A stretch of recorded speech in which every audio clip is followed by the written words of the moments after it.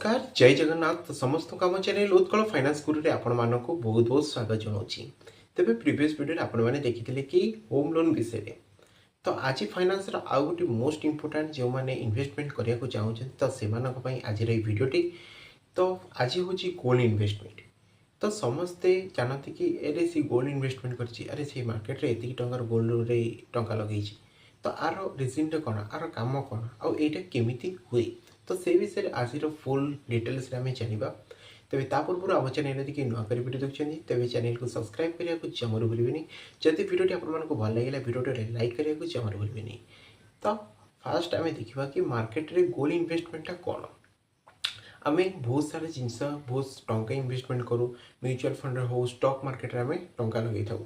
किंतु गोल्ड कोटी कोटी जगह इन्वेस्टमेंट हुए कहीं अनेक समय आपने देखिथे कि समस्त भावती कि गोल्ड गोटे सुना जब गहना गोटे जहाँ परिधान व्यवहार कराए किंतु आपण मैंने यहाँ जाना दरकार कि गोल्ड इन्वेस्टमेंट होता है और जहाँकि भविष्य आपण मानक लाभ दे था। तो गोल्ड इन्वेस्टमेंटा कौन गोल्ड इन्वेस्टमेंटर जब आम ओडिया अर्थ बुझा तो भविष्य में आम सुना को आम लगेगा जहाँद्वारा कि सीटा आमको प्रॉफिट दबारे साहाय्य कर अर्थात मनकर आपण मैंने आज गोल्ड रखिंट मार्केट रे कौन संस्था तरफ हो कि गवर्नमेंट तरफ किसी जगह आप गोल्ड इन्वेस्टमेंट कर तो जितेबाला गोल्ड प्राइसटा बढ़ तो से आपणकर रेट अधिक दाम में आसो तो या गोल्ड इन्वेस्टमेंट कहती। तो गोल्ड इन्वेस्टमेंट केतरे प्रक्रिया अच्छी तो जमी आम टंका लगे था म्यूचुअल फंड रे तो स्टॉक मार्केट रे तो मनी एक्सचेंज प्लाटफर्म अच्छी तो सेठी आम टंका लगे था सेमती गोल्ड को इन्वेस्ट करने बहुत सारा तरीका अच्छी। तो फास्ट हूँ फिजिकल गोल्ड जहाँकि आम ज्वेलरी किनी था कॉइन किनी था तो ये सब आम फिजिकल माध्यम आपण मैंने आम जा दुकान किनी था यहाँ फिजिकल गोल्ड जहाँद्वारा कि आपण मैंने ये फिजिकल माने जो गोल्ड आसेट गुड़ाक तो आपण मैंने घरे रखिपारे तो ताकू आपण मैंने जितेबाला अधिक रेट सुना हो लोक मैंने बिकी दौरान तो यहाँ हूँ फिजिकल गोल्ड। देन आसवा गोल्ड ईटीएफ टा कौन एक्सचेंज ट्रेड फंड अर्थात आपणकर गोल्ड जो इन्वेस्टमेंट कर तो गोल्ड ट्रैक को रखा तो मूवमेंट को देखापी गोल्ड ईटीएफ व्यवहार कराए यहाँ 2 नंबर। 3rd नंबर हूँ गोल्ड म्यूचुअल फंड तो आपण मैंने देखिए कि म्यूचुअल फंड रे आपण मैंने जमी टंका लगाउछंती तो म्यूचुअल फंड रे आपण मैंने सुना को इन्वेस्टमेंट करेंगे यहाँ हूँ गोल्ड म्यूचुअल फंड गोटे प्रोसेस। तो गोल्ड म्यूचुअल फंड रे आपण मैंने टंका लगाउछंती अर्थात सुना लगाउछंती तो ताहार रेट जितेबाला आपण मानकर बढ़ुची तो से हिसाब से आपण मैंने निवेश करिसेंती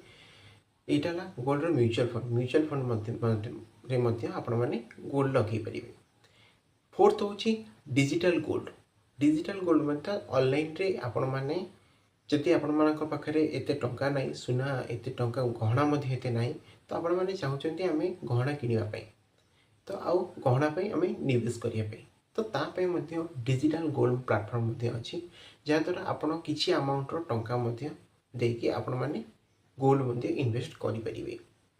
तो यहाँ हूँ 4टी तरीका जहाँ मध्यम आपण मैंने गोल्ड को इन्वेस्ट करें। तो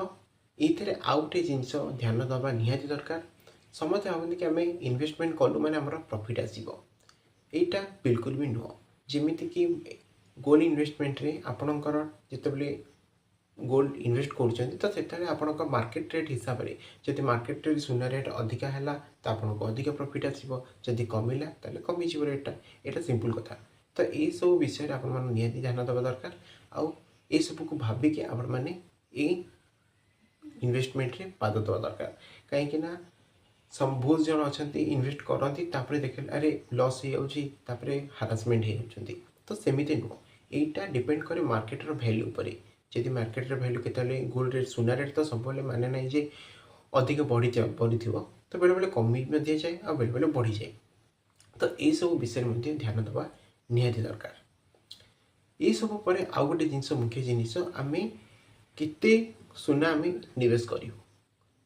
तो यहाँ डिपेंड करे आपण कारण आपणकर फाइनेंशियल जो सिचुएशन अच्छी तापर इमरजेंसी फंड सहित आपणकर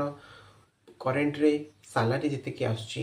कौन आर माने आपण ऊपर यहाँ फुल कर डिपेंड करे आपण केते टंकार सुना इन्वेस्ट करें।